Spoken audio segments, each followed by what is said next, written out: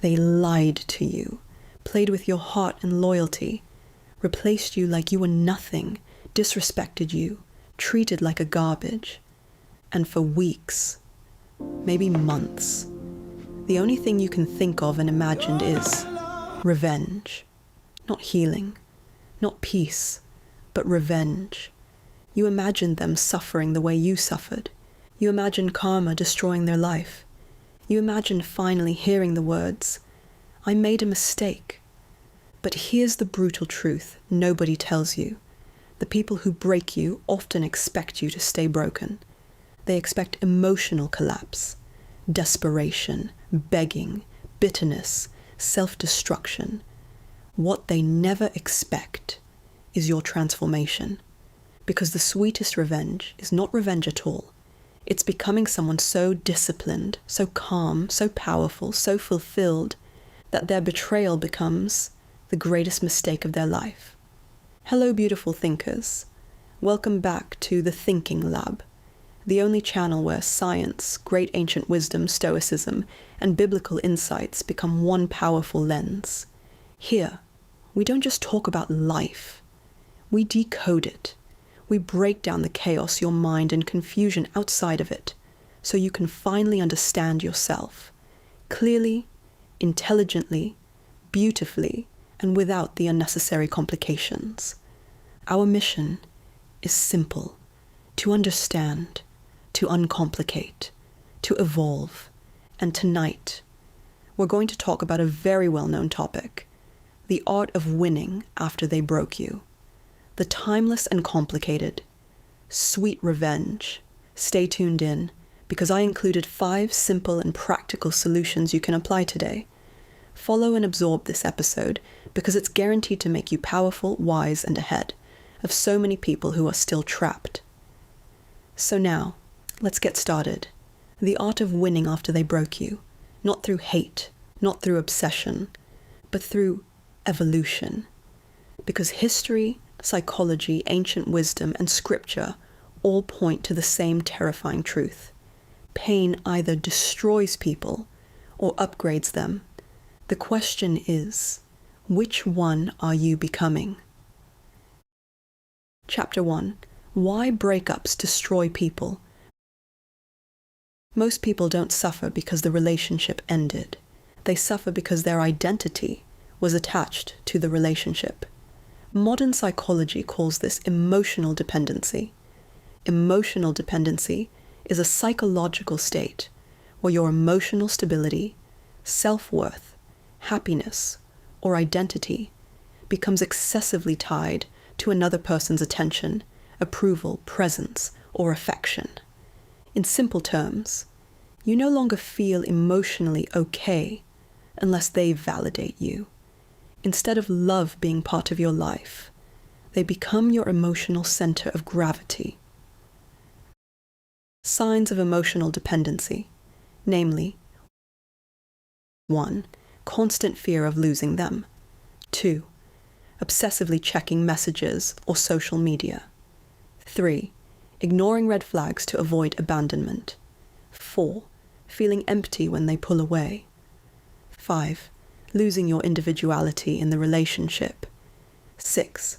Needing reassurance constantly. 7. Sacrificing self-respect to keep them. 8. Mood completely controlled by their behavior. 9. Feeling worthless without their attention. When someone becomes your validation, routine, emotional safety, future fantasy, and source of worth, their absence feels like death. Brain scans show heartbreak activates many of the same regions as physical pain and addiction withdrawal. You weren't just sad. Your nervous system was literally in chaos. And this is why people do humiliating things after heartbreak, such as drunk texting, stalking social media, begging for closure, revenge cheating, posting fake happiness online, and destroying their dignity for temporary emotional relief. Because emotionally wounded people become irrational. Ancient Stoic philosophers warned about this thousands of years ago. Marcus Aurelius wrote, You have power over your mind, not outside events, but heartbreak exposes a painful reality. Most people have no control over their minds. Their emotions drive the car. And when betrayal happens, they crash. Picture this. They leave you for someone else. 3 weeks later, you're checking their stories every hour, zooming into photos, analyzing captions, losing sleep, neglecting your health, replaying old conversations like a detective solving a murder. Meanwhile, they're at a rooftop restaurant laughing over sushi, while you're emotionally collapsing beside a half-eaten bag of chips at 2:14 a.m. That's not love anymore. That's self-destruction disguised as attachment. Chapter 2. The most dangerous thing you can do. Here's what emotionally immature people do after betrayal. They try to win the person back. But powerful people do something different. They rebuild themselves. This is where biblical wisdom becomes devastatingly relevant. Book of Proverbs says, "Above all else, guard your heart." Notice something important. It does not say, give your heart recklessly or obsess over people or destroy yourself for love. It says, guard it. Not because love is weak, but because your mind, focus, peace, and purpose are your life force. And once betrayal destroys your self-respect, everything collapses. Your confidence, your discipline, your future. Which is why the greatest revenge is rebuilding your value, not performing pain for attention. Picture this. They broke your heart. And instead of rebuilding your life, you became their unpaid, full-time investigator. You know, who liked their photos, when they were online, who they followed, where they went Friday night, what song they posted, what the caption healing probably means. Meanwhile, your own life is falling apart. Your sleep is ruined. Your gym membership is collecting dust. Your goals are dying quietly in the background. And the person who hurt you, they're out living their life while you're conducting FBI-level emotional surveillance at 1:37 a.m. with dark circles under your eyes and a half-dead phone charger hanging off the bed. That's the most dangerous thing you can do after heartbreak. Making them your purpose, instead of making yourself your comeback. Chapter 3. Why success hurts them more than anger. Anger is predictable. Growth is terrifying. When people hurt you, they unconsciously expect one thing: access. Access to your emotions, access to your reactions, access to your attention. That's why silence becomes powerful, because silence creates mystery, and mystery forces imagination.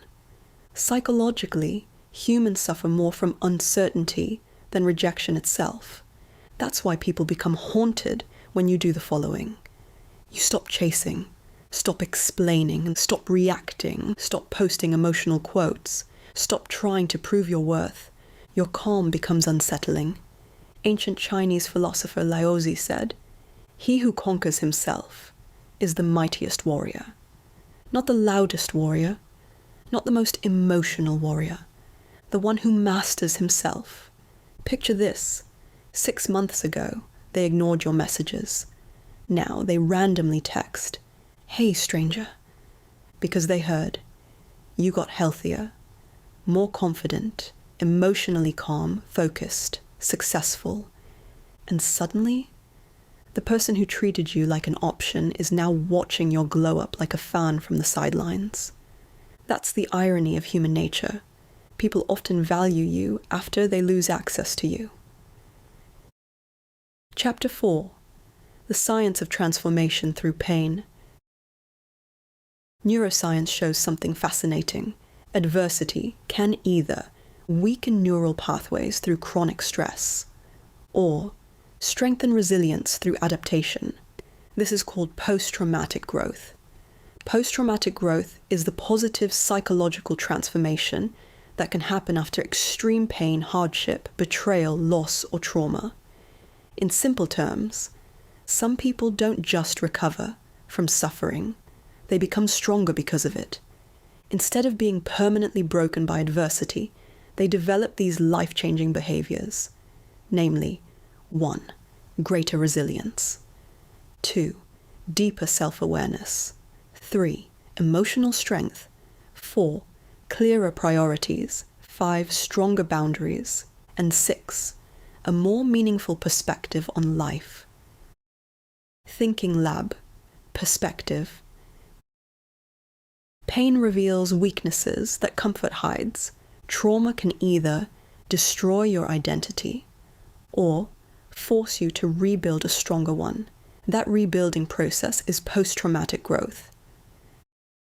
Example: before heartbreak, you tolerated disrespect, feared being alone, lacked discipline, depended on validation. After healing, you become emotionally independent, more confident, wiser about people, stronger mentally and physically. The pain became the catalyst for transformation. Savage truth. Some people use suffering as an excuse to collapse. Others use it as fuel to evolve. That difference changes lives. Some people become wiser, sharper, stronger, and more emotionally intelligent after suffering.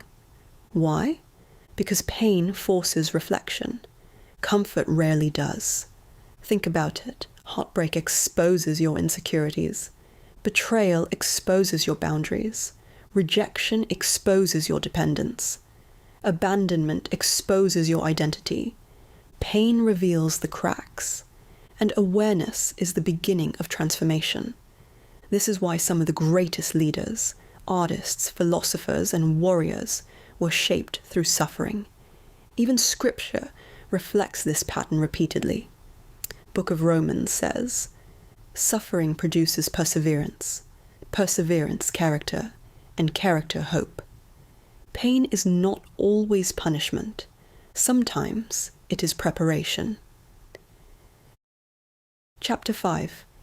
Here's 5 simple and practical solutions that you can apply today. 1. Disappear and rebuild. Disappear and rebuild means temporarily removing yourself from emotional chaos, toxic attachment, and constant validation seeking in order to quietly improve your mind, body, discipline, confidence, and life. In simple terms, stop chasing people. Start rebuilding yourself. Instead of reacting emotionally after betrayal, you redirect your energy into the following. 1. Healing. 2. Self-respect. 3. Growth. 4. Purpose. 5. Transformation. Thinking Lab perspective. Disappearing is not weakness, but it is strategic withdrawal.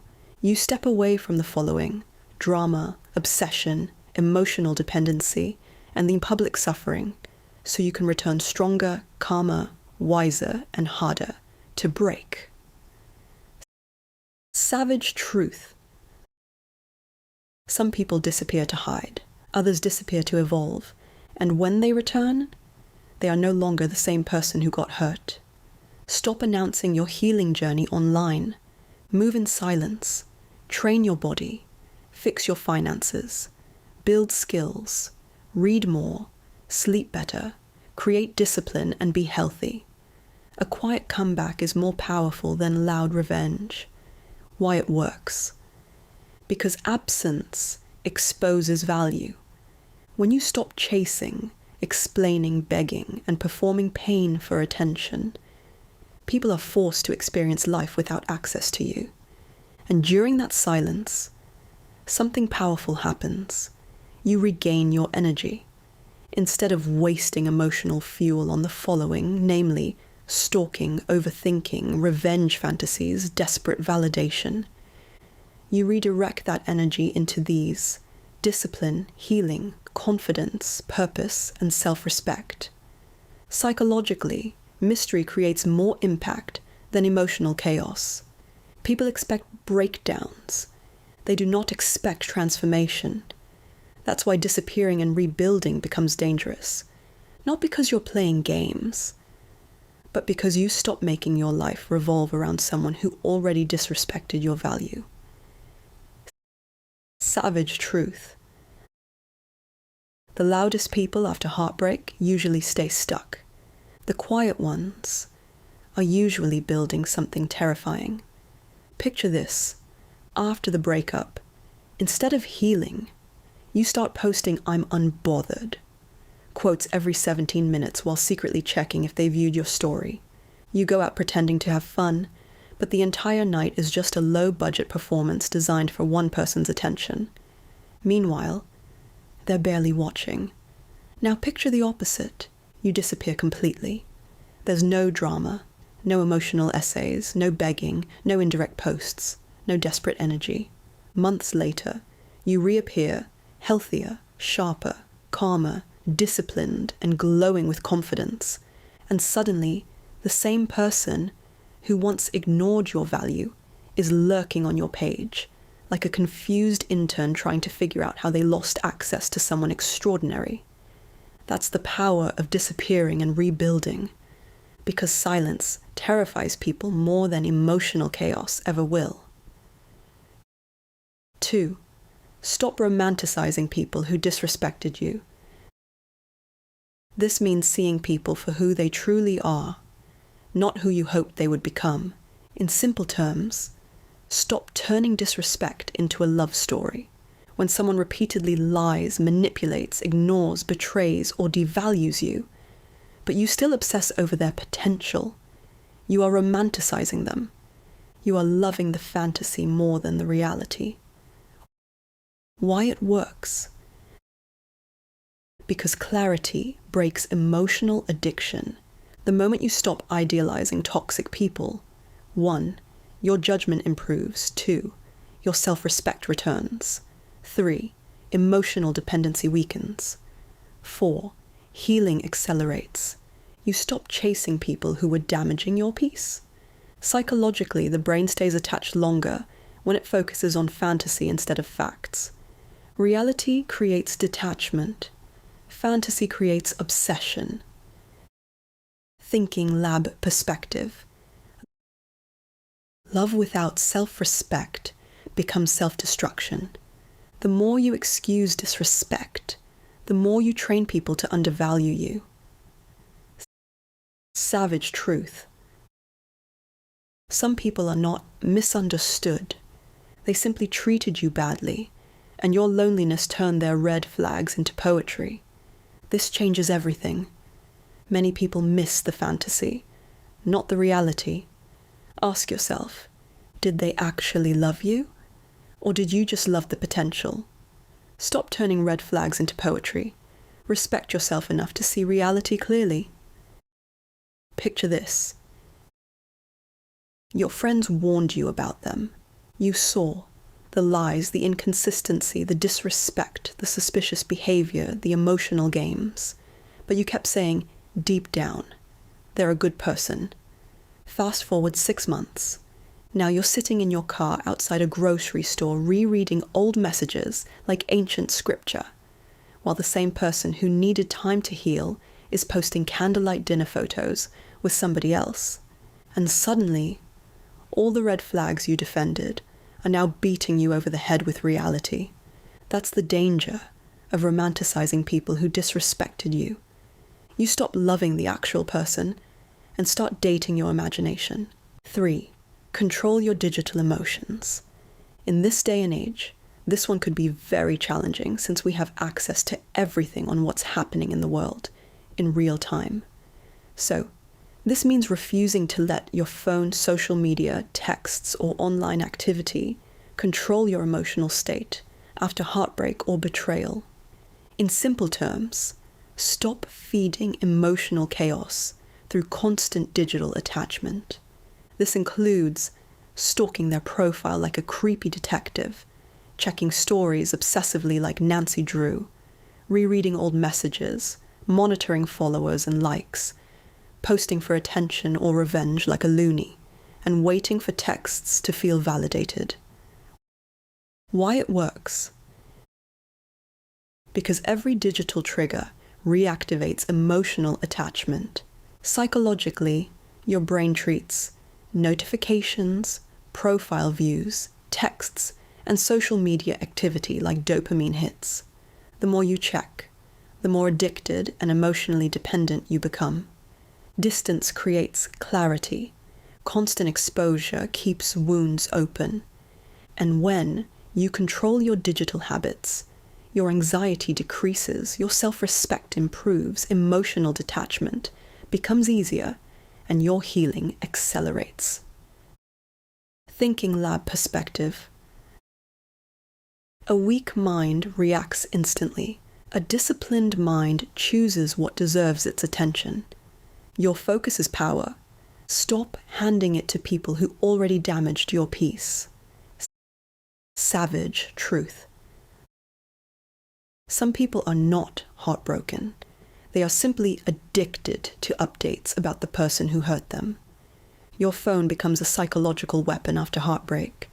Stop these immediately. 1. Checking stories. 2.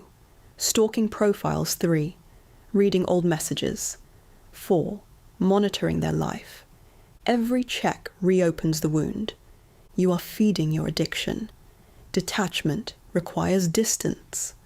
Picture this. It's 2:06 a.m. You told yourself you were finally moving on. But somehow, so far, you've now checked their profile 14 times, analyzed who liked their selfie, zoomed into a reflection in their sunglasses like a crime investigator, reread old messages from 8 months ago, posted a living my best life story, specifically hoping they see it. Meanwhile, your battery is at 3%, your eyes are bloodshot, your peace is gone, and the person you're obsessing over is asleep like a baby, completely unaware of the psychological Olympics happening on your phone. That's not healing. That's emotional self-harm through Wi-Fi. And the embarrassing part? Every time you check their life, you delay rebuilding your own. 4. Turn pain into status. Turn pain into status means using heartbreak, betrayal, rejection, or suffering as fuel to improve your value, discipline, confidence, and life instead of collapsing emotionally. In simple terms, let pain upgrade you instead of destroy you. Instead of becoming bitter, you channel suffering into the following. 1. Fitness. 2. Knowledge. 3. Success. 4. Emotional control. 5. Purpose. And 6. Self-respect. Why it works? Because pain creates massive emotional energy. Most people waste that energy on these, namely 1. Obsession. 2. Revenge. 3. Self-destruction. And 4. Emotional chaos. But disciplined people redirect it toward growth. Psychologically, transformation restores the following: confidence, identity, control, and motivation. You stop seeing yourself as a victim and start becoming someone stronger than before. Thinking Lab perspective. Comfort rarely changes people. Pain forces evolution. The people who win after heartbreak are usually the ones who turned emotional suffering into personal development. Savage truth. Some people let heartbreak ruin their life. Others walk into the gym, build a business, sharpen their mind, elevate their standards, and become the person their past could no longer recognize. Not fake status, just real status. Use heartbreak as fuel to become 1. Healthier. 2. Smarter. 3. Calmer.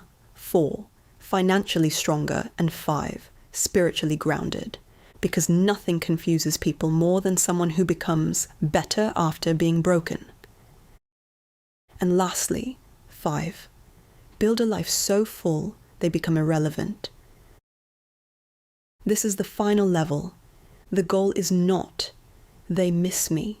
The goal is, I no longer need their validation to feel alive. That is freedom. Real revenge is emotional independence.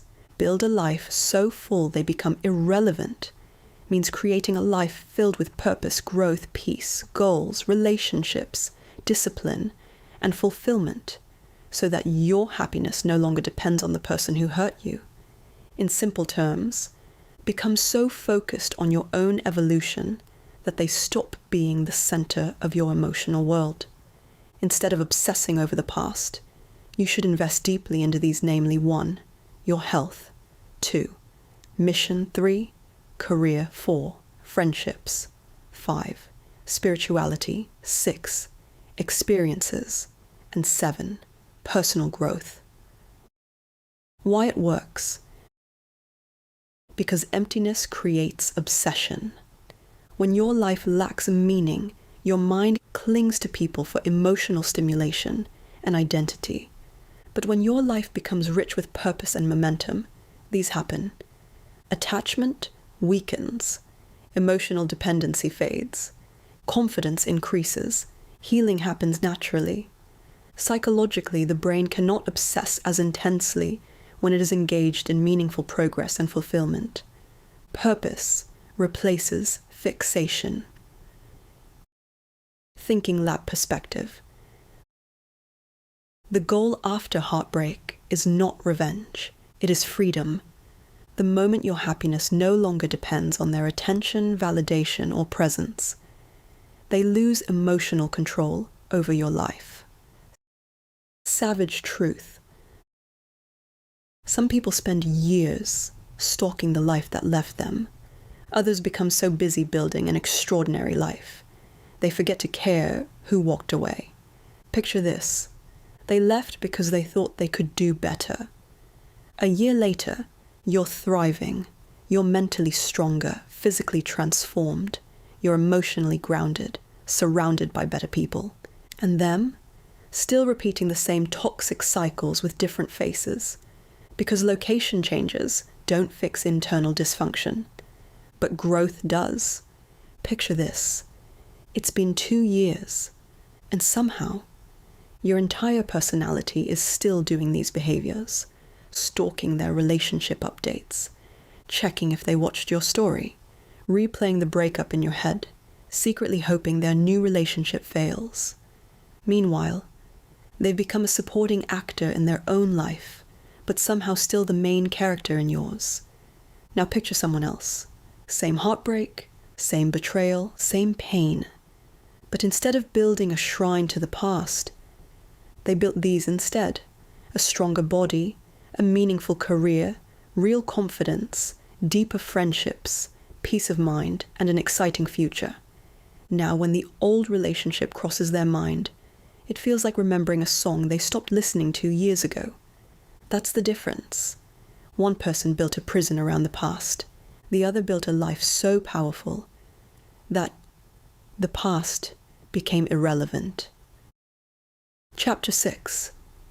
Why most people never win after heartbreak. Because they stay emotionally attached to the past. They replay memories instead of building futures.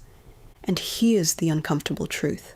Some people secretly enjoy suffering because it gives them identity. The heartbroken victim becomes their personality.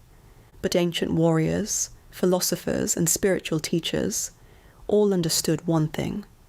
Life rewards adaptation, not emotional paralysis. Sun Tzu taught, "In the midst of chaos, there is also opportunity." Heartbreak is chaos, but hidden inside it is opportunity to evolve, to mature, to finally become dangerous in the healthiest possible way, such as 1. Disciplined, 2. Emotionally intelligent, 3. Self-respect, 4. Focused, and 5. Impossible to manipulate. Picture this. The breakup happened 3 years ago, but you still talk about it, like it happened last Thursday.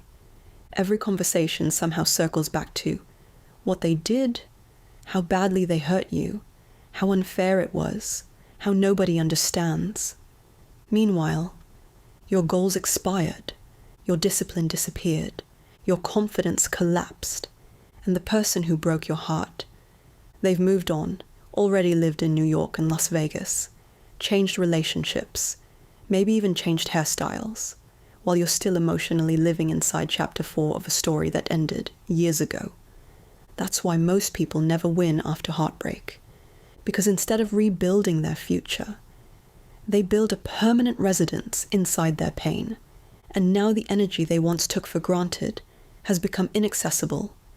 That realization burns people alive internally. Now, we're in the part where you need to pay more attention and internalize this. Chapter 7, The Ultimate Revenge. The ultimate revenge is peace and acceptance. Peace is the moment you stop letting someone else's behavior control your inner world. Because peace is rare. Anybody can become bitter. Anybody can become toxic. Anybody can destroy themselves after betrayal. But rebuilding yourself with dignity, that requires strength. Acceptance is the moment you stop rewriting the past and start choosing your future. This is why emotional mastery is power. Not dominance, not manipulation, not cruelty, but self-mastery. And ironically, the moment you truly heal is usually the moment you stop caring whether they regret losing you, because your life is no longer centered around their approval. You outgrow the prison. Together they become the most powerful revenge because 1. They free your nervous system. Instead of living in reactivity, tension, or emotional debt, you return to calm. Calm is power. Calm is clarity. Calm is self-possession. 2. They break the psychological bond. Revenge keeps you tied to the person. Peace and acceptance cut the cord. You stop feeding the connection with anger, fantasy, or pain. 3. They restore your dignity. You rise above the chaos. You choose self-respect over retaliation. You become someone you're proud to be. 4. They shift the story in your favor. When you're no longer triggered, chasing closure, or proving anything, the dynamic flips. Your emotional neutrality becomes the consequence. 5. They create real transformation. Peace gives you space to grow. Acceptance gives you permission to move on. Together they turn heartbreak into evolution. That's when you start. Transformation. Picture this. Years from now. They randomly come across your life again. Not the broken version, not the desperate version, but the evolved version. Calm, focused, healthy, successful, at peace. And in that moment, they realize they did not destroy you. They introduced you to the person you were forced to become, and that is sweet revenge. Let's be real. We wished at some point they'll get ran over by a car. Absolutely. But then again, we're not that so. Evil witch. The sweetest revenge isn't getting even. It's realizing they're not even worth the energy it would take to clap back. Name the moment you finally looked at them and thought, "Oh, you're actually beneath my stress." Drop your comment below, and maybe someone would learn from it. We've reached our closing. If this episode resonated with you, if you're ready to elevate your life and understand the complexities of your mind, subscribe so we can create more of these topics. Like and share this to a friend and a family who needs a sweet revenge. Who knows? You might even change their lives. In the end, the sweetest revenge wasn't fire. It was your evolution. Not the kind you post, not the kind you perform, but the kind that happens quietly in the places they'll never be invited again. Because here's the truth. No one likes to admit. The moment they see you're affected by the heartbreak, they're happy. They celebrate. Your pain feeds their ego. Your tears confirm their power. Your reaction becomes their victory. So don't give them that. Give them nothing. Not a crack in your voice. Not a tremor in your spirit. Not a single sign that they still live rent-free in your nervous system. Instead, give them the silence that makes insecure people panic. Give them the calm that exposes their chaos.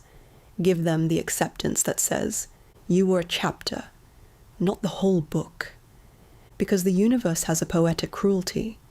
People who cause the most damage always expect to be missed the loudest. But you became the lesson they never recover from. Not through revenge, but through release. Sweet revenge is realizing they can no longer touch you, because you've risen to a place they'll never reach. That's the win. That's the closure. That's the power. Thank you for stopping by at our Thinking Lab, where we just don't glow from the inside and out, but we grow beautifully. Until next time, I'm Athena, and this is Thinking Lab. Think deeper. Live better.